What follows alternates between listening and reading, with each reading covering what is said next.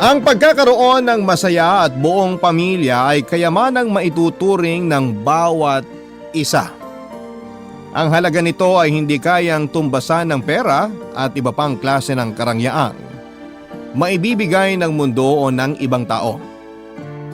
Ikaw kabarangay, ano ang gagawin mo upang mapanatiling buo at masaya ang pamilya mo? Dear Papa Dudut, isang pagbati po sa inyong lahat na nakikinig ng Barangay Love Stories.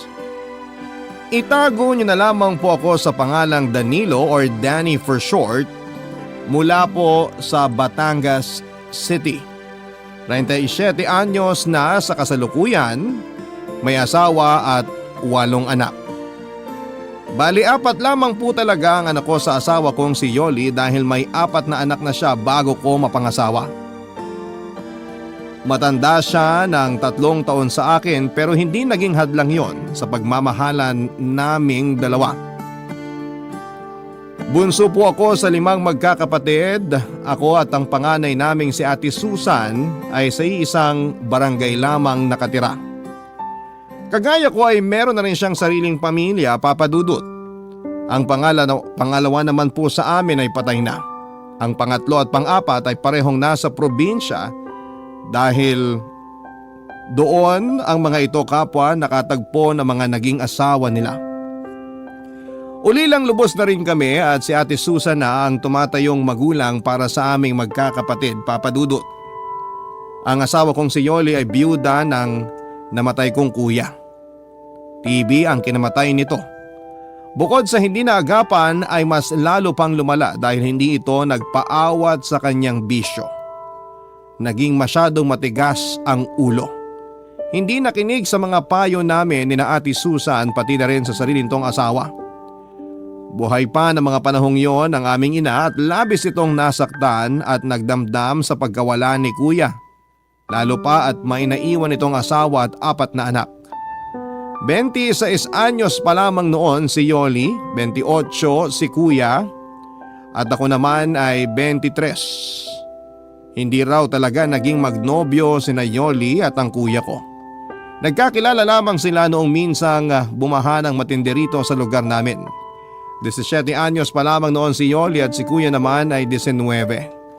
Hindi nagdalawang isip noon ng kuya ko na tulungan si Yoli. Binuhat niya ito hanggang sa makatawid sila sa kabilang ibayo, malapit sa palengke. Hindi narintanan ni kuya ang halos hanggang bewang at rumaragas ang baha pati na rin ang napakalakas na ulan. Kaya naman labis ang naging pasasalamat noon ni Yoli. Magkasama silang nagpalipas ng gabi sa palengke kasama ang iba pang mga kalugar naming lumikas at hinintay na humupa ang baha.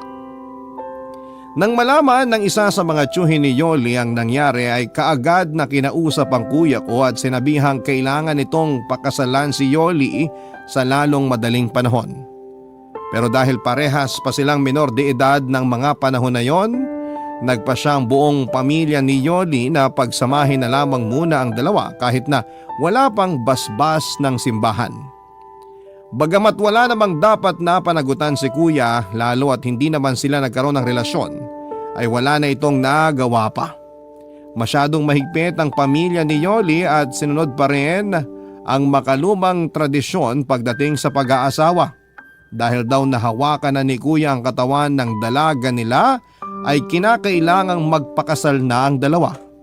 At makalipas nga ang 1 taon, 1 linggo lang halos matapos magdebo si Yoli ay kinasal na sila ng kuya ko. Wala naman daw pagsisisi si Yoli sa kabila ng maagang pag-aasawa dahil bukod sa magandang lalaki si kuya ay mabait din at napakasipag.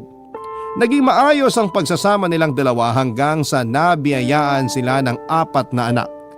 Pero hindi raw akalain ni Yoli na kung gaano siya kaagang nakapag-asawa ay ganon din siya kaagang mabubiyuda, Papa Dudut.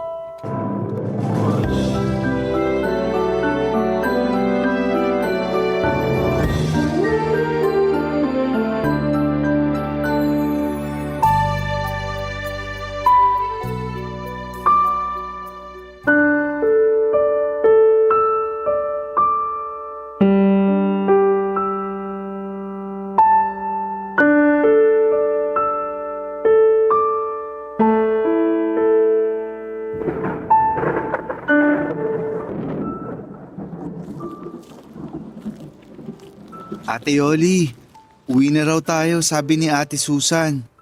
Baka abutan pa tayo rito ng malakas na ulan. Kanina pa nagsialisan yung mga jeep na inarkila natin. Yung ibang mga kasabay natin sa sasakyan papunta rito. Doon na sa ibang jeep sumakay kasi gusto nang makauwi. Kaya ipinasundo ka na sa akin dito ni ate. Pagod na rin kasi siya at inaantok na. Tayo-tayo lang naman ang nagpalitan sa pagbabantay kay kuya mula una hanggang huling gabi ng lamay. Dito na lang muna ako, Danny. Hindi ko pa kayang iwanan ng kuya mo eh. Hindi pa rin ako makapaniwalang wala na siya. Hindi ko alam kung kaya ko bang tanggaping patay na ang asawa ko. Naiintindihan ka namin, te. Kahit naman kami, nahihirapan ding tanggapin na wala na si kuya. Pero kailangan mong magpakatatag para sa mga anak mo. Yun na nga eh. 4 ang iniwang anak ng kuya mo sa akin. Napakabata pa nila para maulila sa ama. Paano na kaming mag-iina ngayon? Paano ko bubuhayin ang mga anak ko kung ako na lang mag-isa? Nandito pa naman kaming mga kapatid ni kuya. Nandito pa ako. Hindi ko kayo pababayaan ng mga pamangkin ko. Hindi lang dahil pinangako ko yan kay kuya bago siya mamatay. Kusang loob kong gagawin yun kasi hindi naman kayo iba sa akin. Pero may sarili ka pa ring buhay, Danny. Lalo na't binata ka pa. Hindi mo naman kailangang obligahin ang sarili mo na gawin yun. Hindi mo kailangan saluhin yung naiwang responsibilidad ng kuya mo. Hayaan mo na lang ako sa gusto kong gawin, te. Nakapagdesisyon na ako. Hindi ako aalis sa inyo lalo na ngayong wala na si kuya. Delikado kung wala kayong kasamang lalaki sa bahay. Ewan ko, Danny. Hindi ko alam kung anong iisipin at mararamdaman. Napakabilis kasi ng mga pangyayari. Parang kahapon lang masaya pa kaming nagpaplano ng kuya mo para sa pamilya namin. Para sa kinabukasan ng mga bata. Tapos ngayon, nandiyan na siya sa ilalim ng lupa. Hindi na niya masasaksihan ng paglaki ng mga anak namin. Kung bakit naman kasi napakatigas ng ulo niya eh. Sinabi ko nang tigilan na ang pag-inom at paninigarilyo pero sige pa rin. Kung nakinig lang siya sa amin ni Ate Susan, edi sana buhay pa siya hanggang ngayon. Hindi na natin mababago ang mga nangyari nate. Siguradong may dahilan ng Panginoon kung bakit maagang nawala sa atin si kuya. Bilang ina, hindi ka dapat panghinaan ng loob. Kailangang mas maging matibay ka ngayon dahil 4 na bata ang umaasa sa'yo.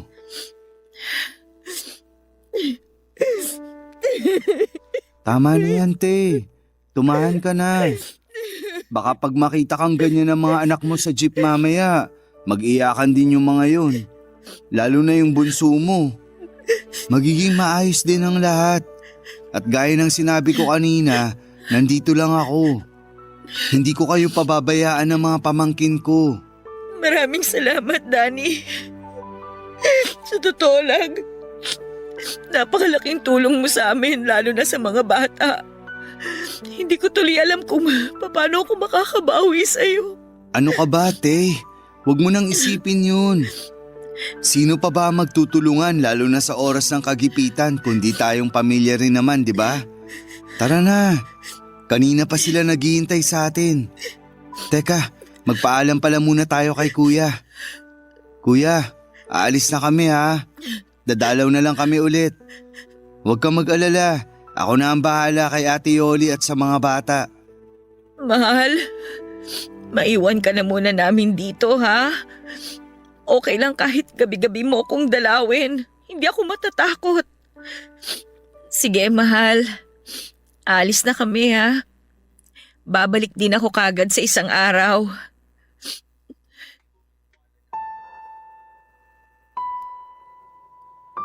Bago ako tumira noon sa kuya ko Papa Dudut ay nagtrabaho muna ako ng ilang taon sa Rizal bilang panadero. Pero nang mabigo ako sa aking unang pag-ibig ay nagpasya akong umuwi muna rito sa Batangas. Para makalimutan ang babaeng nanakit sa puso ko at para na rin simula ng bagong kabanata ng buhay ko. Kargador noon sa palengke si kuya at paminsan-minsan ay isinasama niya ako para meron akong sideline. Hanggang sa isang araw ay may pinsang kami na nag-alok sa akin para magtrabaho sa pinapasukan nito bilang construction worker. Nagustuhan ko ang trabahong yon at tuwang-tuwa rin sa akin ang pinsan namin dahil masipag daw ako at mabilis matuto. Kaya naman tuwing may bago siyang project ay sinasama na niya ako palagi. Hindi na ako nakaalis kina kuya dahil maayos naman ang kita ko sa construction. Tuwing araw ng Sabado ay pumupunta kami kina Ate Susan para makipag-inuman sa aming bayaw. Dahil doon ay mas lalong naging matibay ang samahan naming magkakapatid. Kaya nang dumating bigla ang malaking pagsubok sa pamilya namin, ang pagkawala ni Kuya ay kami ni Ate Susan ang nagtulungan sa pag-aasikaso mula sa gastusin sa ospital hanggang sa pagpapalibing sa kapatid namin. Tinupad ko rin ang pangako ko kay Yoli na aalalayan at tutulungan ko siya sa pagpapalaki at pag-aalaga sa 4 na anak na naiwan sa kanya ni Kuya. Laking pasasalamat niya dahil nang mabiyuda siya ay sa kanila pa rin ako nakatira. Nakatulong ang pananatili ko kina Ate Yoli para mabilis niyang matanggap ang pagkawala ni Kuya. Para raw siyang nagkaroon ng bagong kapatid sa katauhan ko. Sinikap ko namang maayos na magampanan ang obligasyon ko bilang pangalawang ama ng aking mga pamangkin. Hindi maiiwasang pagtsismisan kami ng mga tao lalo na ng aming mga kapitbahay dahil kahit pa halos tunay na magkapatid na ang turingan namin noon ni Yoli, lalaki pa rin ako at biyuda naman ang hipag ko. Nilagyan nila ng mali siya ang pagiging malapit namin sa isa't isa.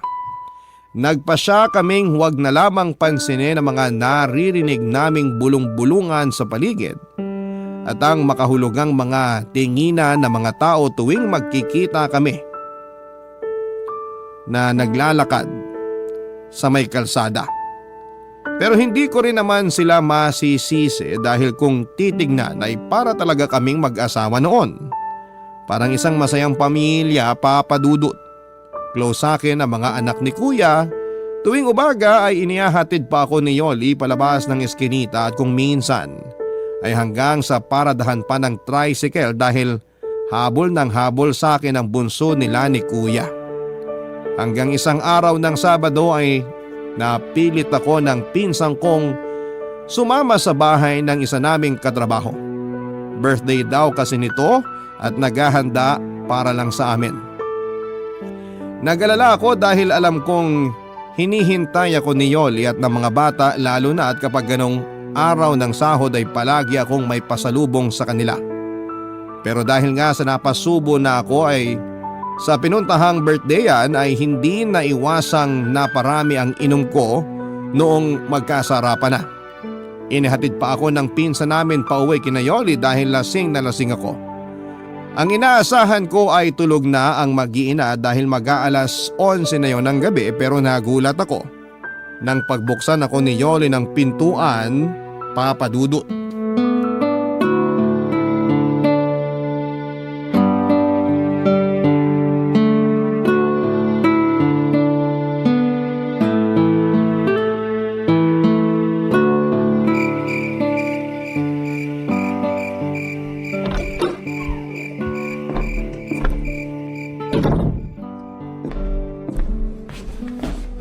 Bakit gising ka pa, Ate Yoli? Gabing-gabi na. Oo nga gabing-gabi na pero kauuwi mo lang. Hinihintay kita kaya gising pa ako. Naku, pasensya na kayo. Wala akong nabiling pasalubong ngayon. Yung mga bata, kamusta? Napuyat kaya hintay sa'yo yung mga bata lalo na si Bunso. Dati naman palagi ka maaga kahit Sabado. Saan ka ba galing? Nag-alala tuloy ako sa'yo kasi ngayon ka lang umuwi ng ganitong oras. Talaga? Nag-alala ka sa akin? Oo nga, nag-alala ako kasi akala ko kung napano ka na. Teka, hindi mo pa sinasagot yung tanong ko kung saan ka nang galing ah. Mukhang lasing na lasing ka. May hindi ka ba sinasabi sa akin? May problema ba? Naku, wala namang problema. May nag-birthday lang kaming katrabaho kaya ayun, napilit nila akong sumama at uminom. Hindi na tuloy ako nakabili ng pasalubong para sa inyo. Naku, wag mo nang isipin yung pasalubong. Ang mahalaga, nandito ka na at ligtas ka na nakauwi. Ano, kakain ka pa ba? Tinirang kita ng ulam, bopis na manok, yung paborito mo, maanghang. Wow, talaga? Sayang. Ang sarap sana ng bopis, kaya lang busog na ako, te. Maraming handa sa pinuntahan namin. Bumaha rin ng alak kaya nalasing talaga ako. Sa pulutan pa nga lang busog na ako. Lalo na sa inihaw na liempo at sabaw ng goto. Ganun ba? E di ililigpit ko na itong mga pagkain. Bukas mo na lang kainin, hindi naman ito mapapanis. Salamat sa paghintay na makauwi ako, Ate Yoli, ha. Salamat din sa bopis. Kahit bukas ko pa matitikman. Alam na alam mo talaga paborito ko. Wala yon.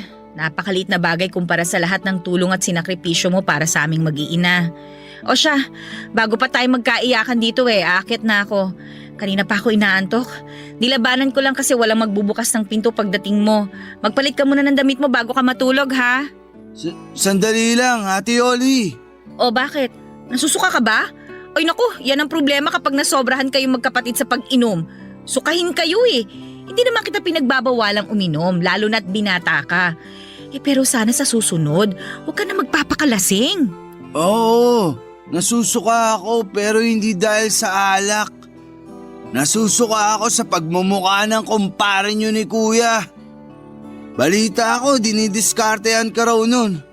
Paprangkahin na kita, Teoli. Hindi ko siya gusto para maging kapalit ni Kuya. Ano bang pinagsasasabi mo? Huwag mong sabihin niya ng dahilan kung bakit ka naglasing. Hindi yun ang dahilan. Bigla ko lang naalala ngayon yung tungkol doon, kaya nabanggit ko sa'yo. Kung gusto mo mag-asawa ulit, andito naman ako, ate. Bakit lalayo ka pa? Ako na lang. Mahal na mahal ko kayo ng mga bata. Hindi ko kayo pababayaan. Oh! Danny, ayos ka lang ba? Ano nangyari sa'yo? Bakit bigla ka natumba? Tumigil ka na nga sa pag-iyak mo dyan. Ay, halika na. Aalalayan kita para makahiga ka na. Ano, kaya mo bang tumayo? Ha?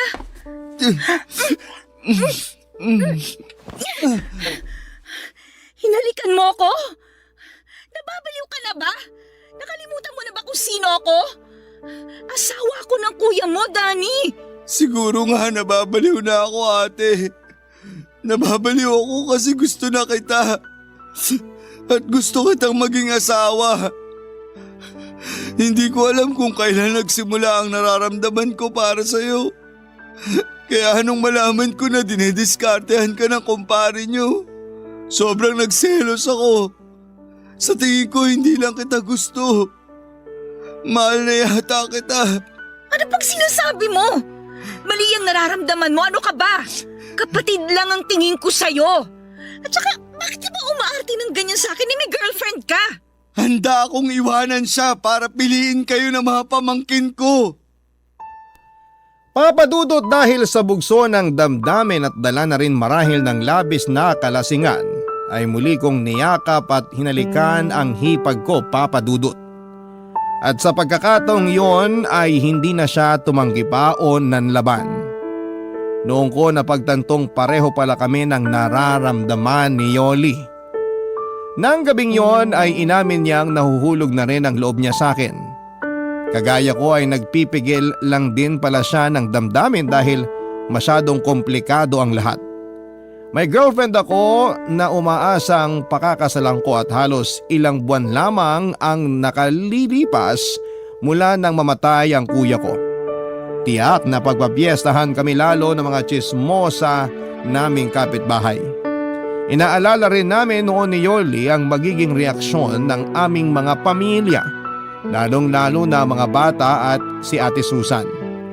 Nag-usap kami ng masinsinan ni Yoli at inabot yon ng magdamag. Kahit na hindi ako nagkape ay nahimasmasan kagad ako nang malamang kong mahal niya rin pala ako.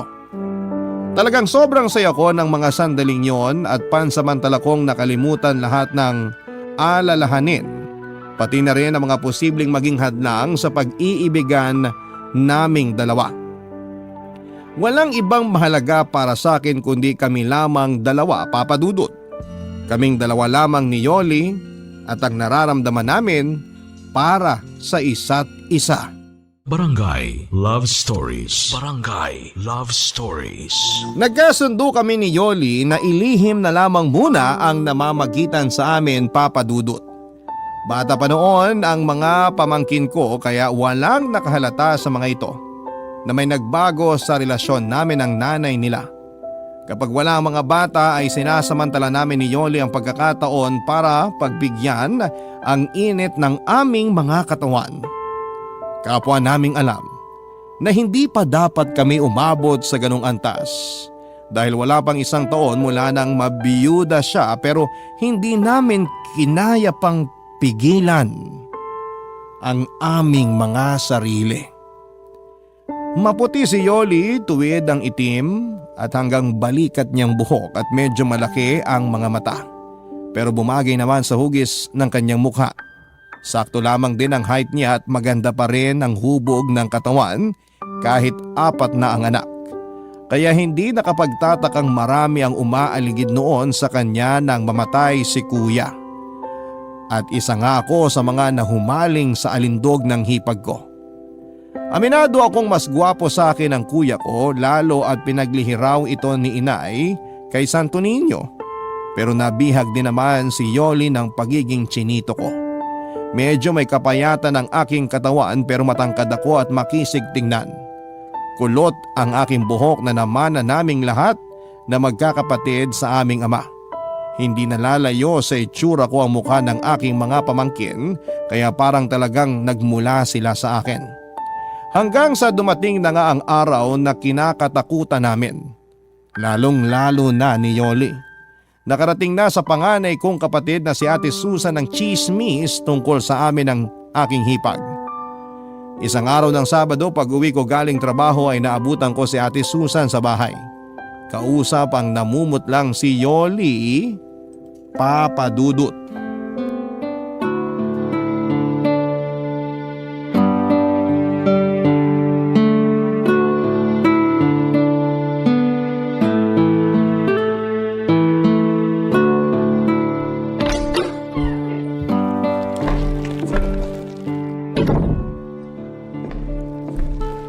Nandito na ako. Oh, nakauwi ka na. Buti maaga ka. Oo nga. Oh, Ate Susan, nandito ko pala sa bahay. Ba't talagang tatay na tatay na ang dating mo ngayon, Danilo, no? Huwag mo pa rin kalimutang anak sila ng kuya mong namatay at yuhin ka lang nila. Ate Susan naman, syempre alam ko yun. At hindi ko yun makakalimutan. Teka, bakit parang masyado yatang mainit ang ulo mo, te? Oh, heto. Kain ka nito mga dala kong tinapay at ititimpla rin kita ng kape kung gusto mo para may panulak. O baka mas gusto mo mag soft drinks ngayon. Yun na nga lang siguro para naman lumamig ang ulo mo. Tagal mong hindi nagawi rito sa bahay tapos mukhang mauuwi pa yata sa tampuan tong pag-uusap natin. Napaka-busy kong tao, alam mo yan. Kaya hindi ako nagpunta lang dito para makipagdaldalan. Ang dahilan kaya ako napasadya dito, bukod sa namimiss kong mga pamangkin ko, gusto ko rin kayong kausapin ng masinsinan ni Yoli. Tungkol naman saan, ate? Hindi na ako magpapaligoy-ligoy pa. May mga naririnig akong usap-usapan sa labas na may relasyon daw kayong dalawa. Totoo ba? Ate, para ka namang pinanganak kahapon. Ganyan naman talaga ang sistema rito sa atin. Hindi ka pa nasanay. Kung ano-anong chismis ang ikinakalat dito sa lugar ng mga taong walang magawa sa buhay. Siguraduhin mo lang na nagsasabi ka ng totoo. Dahil hindi ako nakikipagbiruan sa inyo. Muntik pa ako mapaaway sa palengke nung isang araw dahil pinagtatanggol ko kayo. Kaya wag niyo akong pinaglululokong dalawa, ha? Ikaw, Yoli. Hindi mo pa sinasagot ang tanong ko kanina bago dumating tong si Danilo. Totoo bang may namamagitan sa inyong dalawa? Ha? Ate Susan? Sinagot ko na ang tanong mo, ate. Hindi totoo ang mga narinig mong chismis. Huwag mong sabihing mas naniniwala ka sa kanila kaysa sa akin na kapatid mo. Huwag mo akong pinagtataasan ng boses, ha? Tsaka manahimik ka. Si Yoli ang tinatanong ko. Ano, Yoli? Magtapat ka sa aking babae ka? Ano? Totoo ba? Pumatol ka nga ba sa kapatid ng asawa mo? Ate Susan, hindi po namin sinasadya ni Danny. Ate Susan! Sinabing malahimik ka! Kung ganun, totoo pala talaga. Nung minsan pumasyal sa bahay yung panganay mo at sinabing inintrega raw ni Danilo yung buong sahod niya, nagduda na ako. Pero hindi ko kayo kaagad hinusgahan. Hindi ko kayo pinangunahan. Kasi alam kong parang tunay na magkapatid na ang turingan ninyo. Pero ano to? Hindi na ba kayo nahiya? Wala pang isang taong patay yung kapatid ko. Talaga bang hindi na makapaghintay ang mga kakatihan ninyo? Kaya pinakamot nyo na sa isa't isa? Ate, tama na!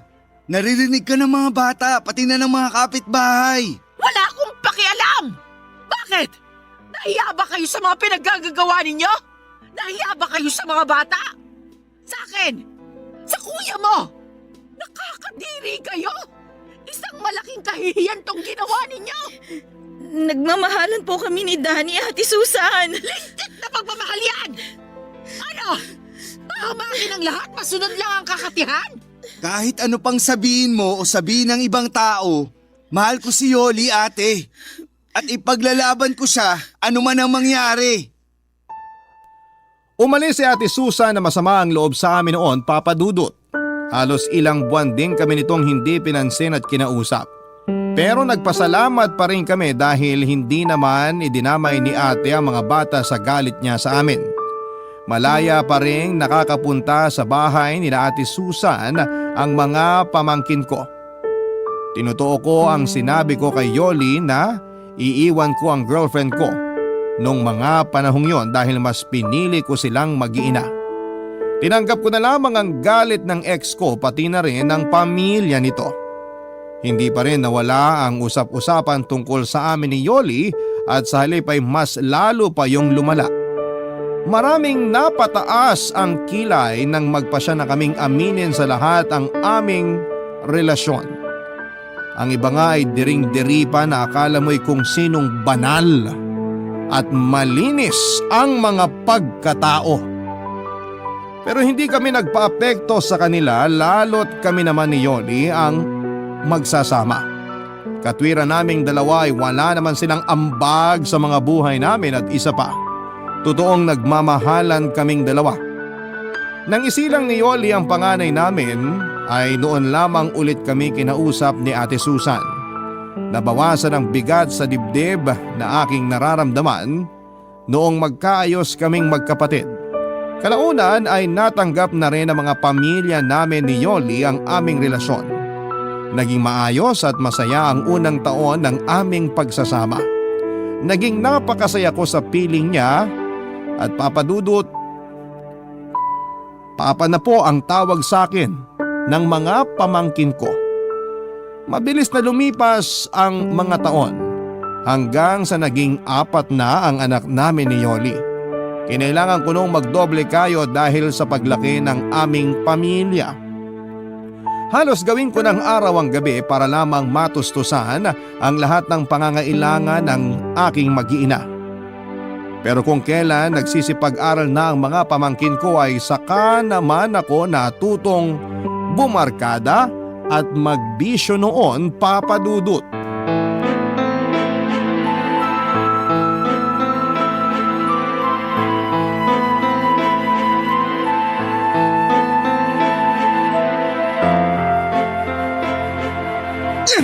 Ano ba, Danny? Ang aga-aga nagwawala ka dyan. Hindi ka na nahiya sa mga kapitbahay natin. May mga natutulog pa ng ganitong oras, oh. Ano naman ngayon? Sa mainit ang ulo ko eh. Paano ba naman? Nagpapakapagod lang pala ako sa wala eh. Ni hindi ko man lang mapakinabangan yung pinaghirapan ko. Linggo pa lang ngayon pero wala na agad tayong pera. Saan mo ba dinala yung inintrega ko sa'yo kagabi? Ibinayad ko na sa mga kautangan natin. Doon ko dinala yung pera. Yung natira, ibinili ko ng bigas, gatas at diaper ng bunsong anak mo. Hindi ko na nga nabayaran si Ate Susan sa mga nautang kong pamasahe mo mula Lunes hanggang Sabado eh. Wala ka ng ibang bukang bibig kundi ibinayad sa utang. Lintik na mga utang yan. Ano, ako na lang lagi? Ako na lang aasahan nyo sa lahat ng mga gastusin dito sa bahay? Natural, ikaw ang aasahan namin. Ikaw ang lalaki, di ba? Ikaw ang padre di pamilya. 4 na ang anak natin at ilang taon na lang may estudyante ka na. Sabay-sabay na mag-aaral ang mga bata. Tapos sinasamahan mo pa ng bisyo, kakarampot na nga lang ang kinikita mo. Kulang pa nga yung sahod mo sa'yo kung tutusin. Kaya huwag kang magre-reklamo dyan kung linggo pa lang wala ka ng pambili ng ulam. Kung hindi ka bumili kagabi ng alak at sigarilyo, di sana may pera ka pa ngayon. Wala kang pakialam kung saan ko gustong gastusin ang pera ko. Dahil pera ko yon. Uubusin ko yon kung kailan at saan ko gusto. Hindi ko na kayang sustentuhan ang mga anak nyo ni Kuya. Malalaki naman na sila kaya magtrabaho ka na. Ganon. Pabigat na pala ang tingin mo sa mga anak ko ngayon.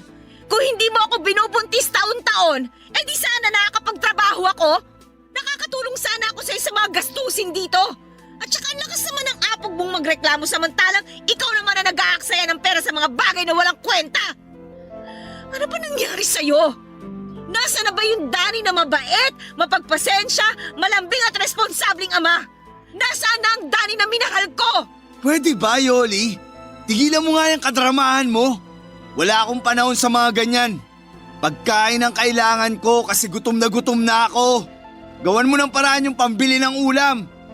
Pag lalo akong nayamot, babasagin ko lahat ng mga gamit dito sa bahay. Di basagin mo? Diyan ka naman magaling sa pagbabasag, sa pagwawala. Sige, magbasag tayo, Danny. Tutulungan kita para maubos lahat ang gamit natin na ipinundar natin. Akala mo ba, ikaw lang ang nahihirapan? Sawang-sawa na rin ako sa ganitong buhay.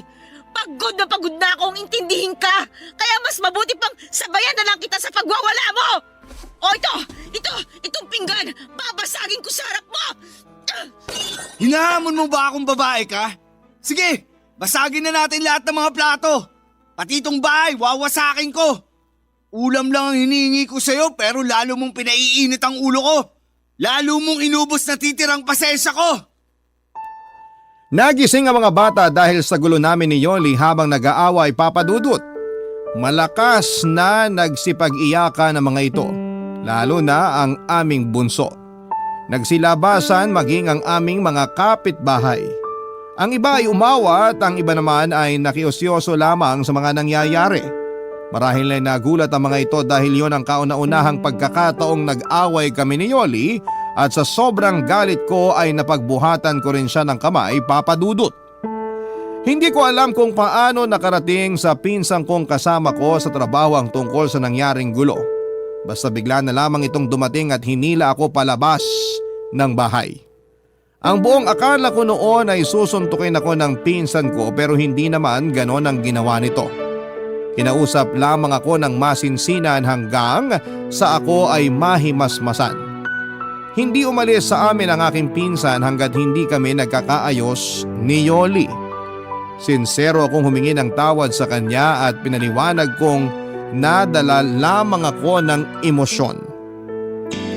Nangako rin ako kay Yoli na hindi na mauulit ang mga nangyari.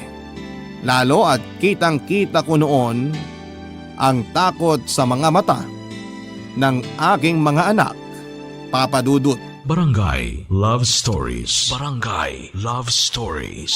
Papadudod sa paglipas ng mga araw ay mas lalo pang lumala ang pagkalulong ko sa barkada at sa bisyo. Hindi na lamang sa alak at sigarilyo na uubos ang pera ko dahil natuto na rin po akong gumamit ng ipinagbabawal na gamot.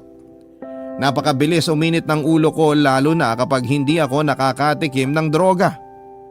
Umabot na sa puntong pati ang mga bata ay napagbubuhatan ko na rin ang kamay. Doon na nagpasya si Yoli na maghanap ng trabaho. Dahil kung hindi niya yon gagawin ay mamamatay sila sa gutom ng mga anak namin. Ipinasok siya ng isa naming kapitbahay kina Mang Densyo, isa sa mga pinakamayaman sa aming lugar. 65 anyos na ito ng mga panahon na yon at biyudo. Makisig pa rin tignan sa kabila ng edad nito at malakas ang dating palibasa ay may pagkamistiso. Nag-iisa lamang sa malaki nitong bahay ang matanda pero suportado ng mga anak na nasa Italia. 4 ang anak ni Mang Densyo at ang 3 ay sa ibang bansa na naninirahan. Isa na lamang ang naiwang anak nito sa Pilipinas, ang bunsong lalaki na nag-aaral ng kolehiyo. Nung una ay 3 beses lamang kung magpunta si Yoli sa malaking bahay para maglaba at mamlansya. Tuwang-tuwa siya dahil maayos magpasahod si Mang Densyo at palagi pa siyang may dalang pagkain pag uwi sa bahay namin. Ako naman, Papa Dudut, ay natuwa rin ng mga panahong yon dahil solong-solo ko na ang aking sweldo. Wala na magreklamo at magbubunga nga kahit ubusin ko pa lahat ng pera ko sa aking mga bisyo. Hanggang sa ang 3 araw na schedule ng pasok ni Yoli sa malaking bahay ay nadagdagan pa ng 3 araw, Papa Dudut.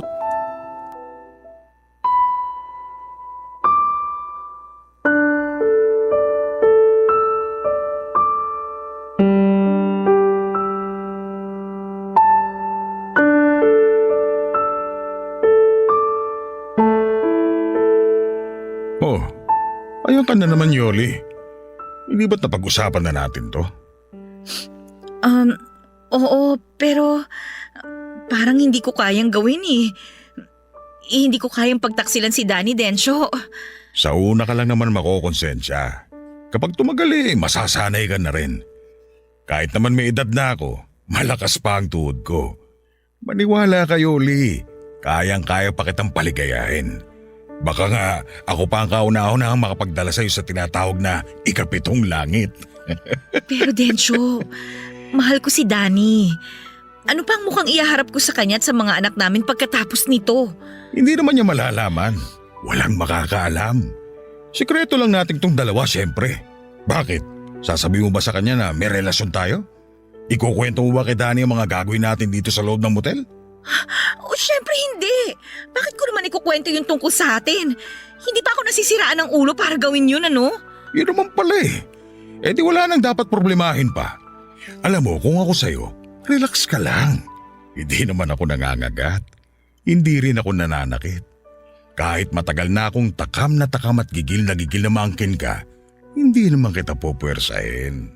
Matagal mo na palang pinag-iisipan to? Oo, Yoli. Matagal na kitang gusto. Hindi ka pa nabubiyuda noon napapansin na kita. Dapat nga liligawan kita kaya lang naunahan ako ng bayaw mo.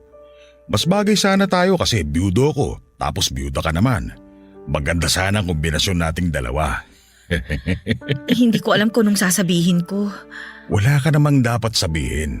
Ang totoo niyan, may isa akong inutusang tao para subaybayan ka. Ganoon kita kagusto.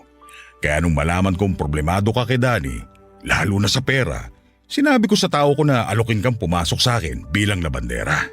Kung ganun, pinlano mo lahat ito, Densyo? Oo, at wala akong pinagsisisihan sa mga ginawa ko. Dahil bukod sa natutulungan kita, palagi pa kita nakikita at nakakasama sa bahay. Parang asawa na rin ang tingin ko sa'yo. Ikaw kasi ang nag-aasikaso ng lahat sa bahay at ng mga pangangailangan ko. Totoo ba talaga ang mga sinabi mo, Densyo? Oo, Yoli. Totoo lahat ng mga sinabi ko. Kung pwede nga lang kitang pilitin na sumama na lang sa akin. Ang laki ng bahay ko at mag-isa lang ako ron. Pwede kang tumira sa akin kahit isama mo pa ang mga anak mo. Kapag nakapagtapos na ng kolehiyo ang bunso ko, lilipad na siya pa Italia. Napetisyon na siya ng mga kapatid niya ron. May iwan na talaga ako mag-isa sa bahay. Malungkot mag-isa. Hindi pwede. Hindi ko iiwan si Danny para tumira sa bahay mo kahit gaano pa yung kalaki. Kahit gaano ka pa kayaman. Alam ko naman yun. Kaya nga kontento na ako na nakikita kita araw-araw. Mabuti na lang talaga at pumayag ka magtrabaho sa bahay ng 6 na araw sa loob ng 1 linggo. Alam mo ba, lagi kong pinagpapantasya na may nangyayari sa ating dalawa sa kama ng guest room ko. Madalas tuwing naghahanda ka ng pagkain sa kusina, doon tayo sa may lababo. O kaya sa sopa, sa lahat ng sulok ng bahay. Iniisip ko itsura mo habang pinaliligaya kita at pinaliligaya mo ko. Densyo! Pero dahil ginagalang kita, ay nagpigil ako. Matinding pagpipigil sa sarili ang ginawa ko. Alam mo ba yon? Kaya nang pumayag ka mag-motel tayo ngayon, halos mapatalon ako sa sobrang kaligayahan. Sa wakas, mapapasaking ka na rin. Matutupad na ngayon ang lahat ng mga pantasya ko noon. Ang bango mo talaga. At ang sexy mo rin sa suot mo ngayon. Lalo ko nang gigigil sa'yo. Sandali lang, Densyo. Tumatakbo ang oras. Sayang naman kung mauubos lang sa kwentuhan natin, di ba? Pwede naman nating ituloy yung pag-uusap natin mamaya pagkatapos nating paligayahin ang isa't isa. Alam mo ba na pinagandaan ko talaga ang araw na to sa sobrang kasabikan ko? Anong ibig mong sabihin? Meron akong ininom kanina sa bahay. Alam mo na, pampatibay ng resistensya. Pampalakas ng tuhod. Alam ko kasing mapapalaban ako ng matindi ngayon. Kaya dapat hindi ako mapahiya sa'yo. Ay naku, ano naman yung ininom mo? Baka kumapano ka niyan. Sana nagbalot ka na lang. Pampalakas din naman yun ng tuhod eh. Mas mabisa sa balot yung ininom ko. Kaya ihanda mo ng sarili mo, Yoli. Tiniti ako sa yung hindi mo malilimutan ang gabing to. Sandali, lalakasan ko lang yung aircon para mas malamig. Relax ka lang muna dyan, ha?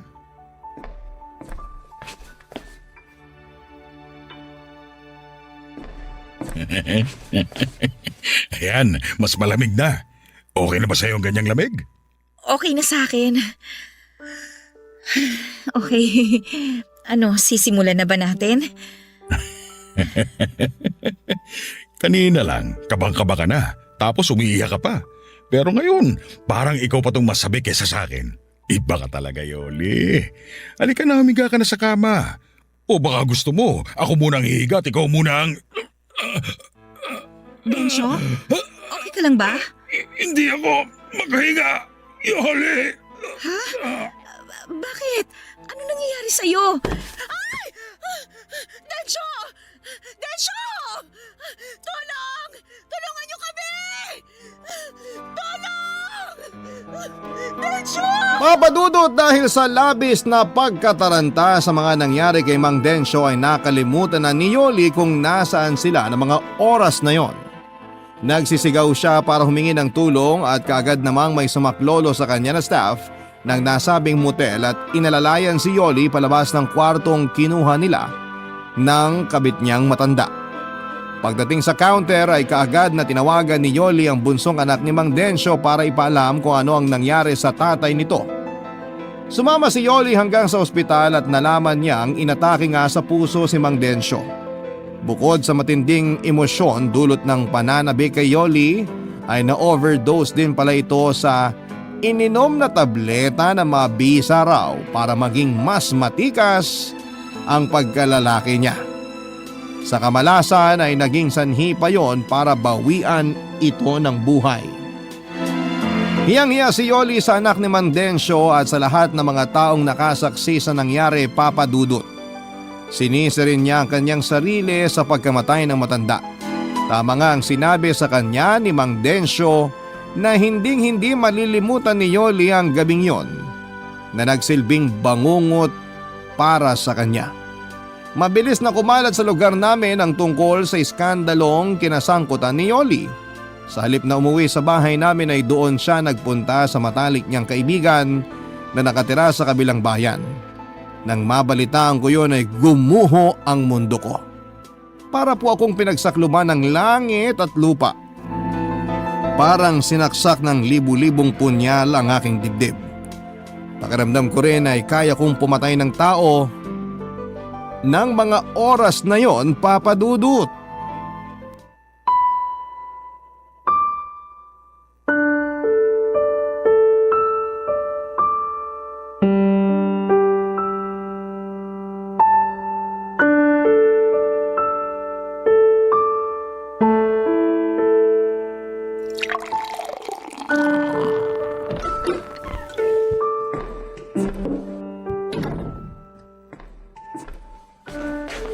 Magaling!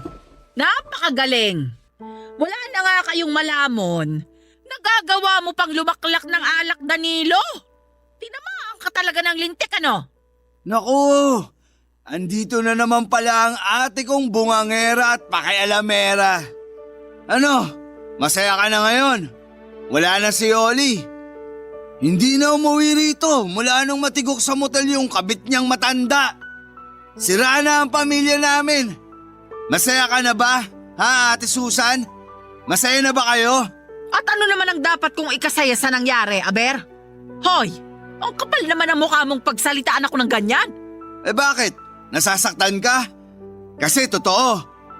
Kung di ko pa alam, ayaw nyo naman talaga sa relasyon namin ni Yoli. Nagkukunwari lang kayong tanggap nyo na kami pero ang totoo, hinihintay nyo lang na magkasira kami at tuluyan ng maghiwalay. Hoy Danilo!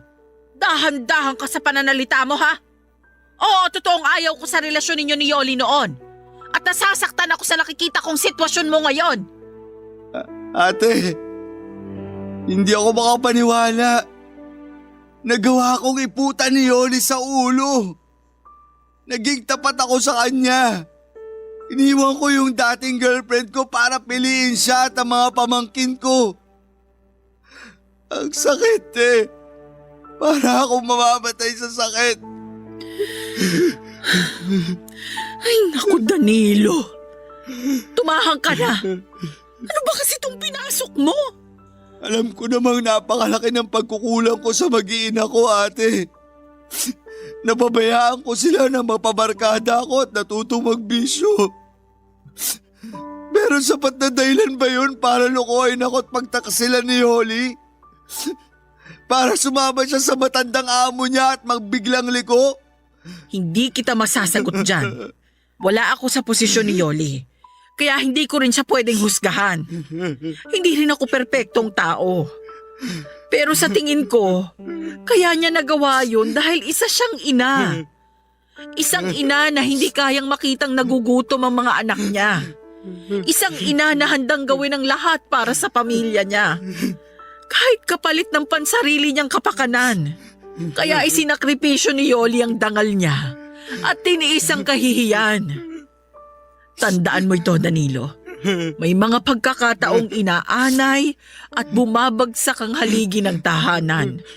Pero ang ilaw nito, hindi basta-basta mapupundi. Oo na. Aminado naman ako kasalanan ko kung bakit kinailangang magtrabaho ni Yoli, te. Dahil wala akong kwentang padre de pamilya. Isa akong inutil. Shh! Huwag mong sabihin yan, Danilo. Pareho kayong may pagkakamali ni Yoli. Hindi mo ba naisip na baka pagsubok lang ang lahat ng mga nangyayari sa pagmamahalan ninyo? Miss na miss ko na siya, ate. Miss na miss ko na si Yoli. Hinahanap din siya palagi sa akin ng mga bata, lalo na si Bunso. Pero hindi ko alam kung paano ipaliliwanag sa kanila ang lahat. Hindi ko alam kung nasan si Yoli. At kung paano ko siya makukumbinsing bumalik na rito sa bahay. Dahil sa kabila ng mga nagawa niya, mahal na mahal ko pa rin siya.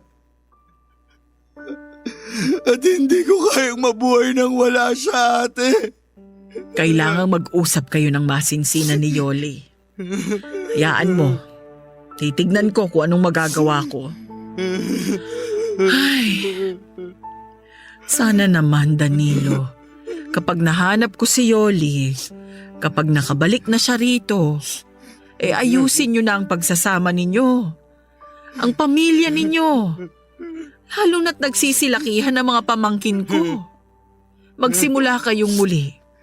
Magbago ka na at bumalik ka na sa dating ikaw, Danilo. Oo, ate. Makakaasa kang susundin ko ang lahat ng mga payo mo. Maraming salamat sa lahat, eh. Salamat dahil kahit naligaw ako ng landas, andyan ka pa rin para damain ako at akahin pabalik sa tamang daan. Kapatid kita, Danilo. Ano man ang mangyari, pamilya tayo. Kaya sana, kapag nagkaayos kayo ni Yoli, ang Panginoon na ang gawin yung sentro ng inyong buhay at pagsasama.